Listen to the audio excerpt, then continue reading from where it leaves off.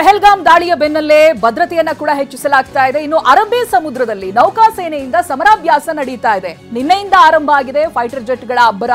ಮೇ 7ರ ತನಕ ಕೂಡ firing drill ಕೂಡ ನಡೆಯುತ್ತೆ. ಮೂರೂ ಸೇನೆಯಿಂದ ಸಮರಾಭ್ಯಾಸ ನಡೀತಾ ಇದೆ. ಈ ಬಗ್ಗೆ ಮೋದಿ ಮಾಹಿತಿಯನ್ನ ಪಡೆದಿದ್ದಾರೆ.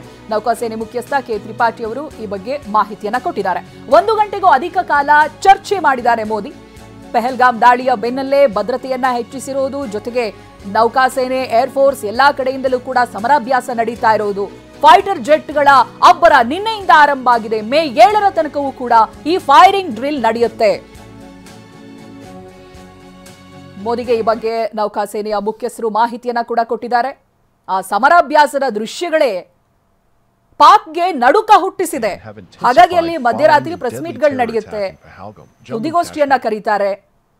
ನಿಮ್ ಜೊತೆ ಕೆಲಸ ಮಾಡಿದ್ ಬಹಳ ಖುಷಿ ಆಯ್ತು. ನೀವೇ ಬೆಸ್ಟ್ ಬಾಸ್. ಇಷ್ಟು ಮ್ಯಾನೇಜರ್ ಆಗಿದ್ದೆ, ಇನ್ ಮುಂದೆ ಬಾಸ್ ಆಗ್ತೀನಿ. ಹೇಗೆ? Boss Vala B the boss. ಭಾರತದಲ್ಲಿ ಎಲ್ಲಾ ರೀತಿಯಾದಂತಹ ಸಿದ್ಧತೆಗಳಾಗ್ತಾ ಇದೆ. ಒಂದರ ಮೇಲೆ ಒಂದು ಮಾಸ್ಟರ್ ಸ್ಟ್ರೋಕ್ ಕೊಡ್ತಾ ಇದೆ ಭಾರತ.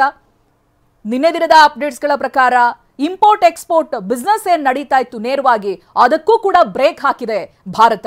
ಇದರ ಪರಿಣಾಮ ಪಾಕ್ನಲ್ಲಿ 1 ಕೆಜಿ ತರಕಾರಿ ಅಥವಾ ಹಣ್ಣುಗಳು ಶ್ರೀಮಂತ ವರ್ಗದವರಿಗೆ ಮಾತ್ರ ಅನ್ನೋ ರೀತಿಯಾಗಿದೆ. 500ರಿಂದ 600 ರೂಪಾಯಿ ದಾಟಿದೆ ಪಾಕ್ನಲ್ಲಿ. ಇದು ಭಾರತ ಕೊಡ್ತಾ ಇರುವಂತ ಒಂದೊಂದೇ ಮಾಸ್ಟರ್ ಸ್ಟ್ರೋಕ್. ಅದರ ಜೊತೆಗೆ ಇಲ್ಲಿ ಸಮರಾಭ್ಯಾಸ ಯಾವ ರೀತಿಯಾಗಿ ನಡೀತಾ ಇದೆ ಅನ್ನೋದರ ಕೆಲವೊಂದು ದೃಶ್ಯಗಳು ಕೂಡ ನಮಗೆ ಸಿಗ್ತಾ ಇದೆ. ಗಮನಿಸ್ತಾ ಇದ್ದೀರಿ. ನೌಕಾನೆಲೆ ಟ್ವೀಟ್ ಮಾಡೋ ಮೂಲಕವಾಗಿ ಎಚ್ಚರಿಕೆಯನ್ನ ಕೊಟ್ಟಿತ್ತು. ಸಮುದ್ರ ಏನ್ ವಿಶಾಲವಾಗಿ ಇಲ್ಲ ಅಂತ ಟಕ್ಕರ್ ಕೊಟ್ಟಿತ್ತು.